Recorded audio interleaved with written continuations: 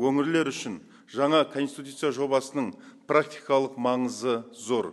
Құжатта әкімдіктер күнделікті жұмыс барысында бетпе-бет келетін мәселелер қамтылған.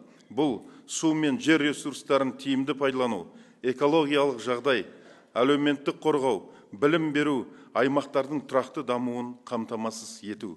Конституция жобасы біз үшін ең алдымен шешімдер қалай қабылданатыны, оның жүзеге асырылуына мемлекет қандай жауапкершілік алатынын айқындайды.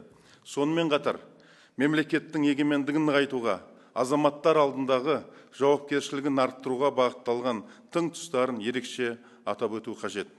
Маңызды құжатта әсіресе экологиялық қауіпсіздік мәселелеріне айрықша мән берілген. Қызылорда облысы үшін бұл нормалардың маңызы өте зор. Аралды құтқару барша адамзат үшін әлі де өте өзекті міндет. Арал теңізінің тағдыры ауыр сабақ. Оның салдарын бүгінгі күнге дейін сезініп келеміз. Мемлекеттің қолайлы қоршаған ортаны қамтамасыз ету міндетін, азаматтардың экологиялық қауіпсіздікке қатысты құқығын, адамдардың өмірі мен денсаулығына қауіп төндіретін ақпарат үшін артылатын жауапкершілік туралы нормаларды біз толық әрі саналы түрде қолдаймыз. Бұл біздің өңір үшін тек жалпылама айтылған ұранды сөз емес, болашақ үшін маңызды айрықша құқықтық кепіл болып табылады.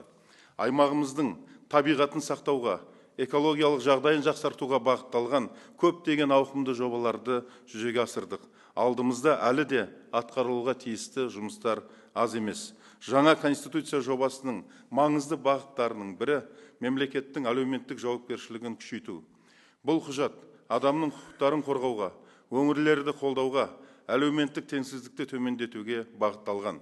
Атап айтқанда, ауылдық аумақтардың дамуына, жұмыс орындарын құруға, инфрақұрылымды жаңғыртуға, қолжетімді әлеуметтік қызметтерді жүйелі түрде іске асыруға, халық алдындағы міндеттемелерді толық орындауға мүмкіндік береді.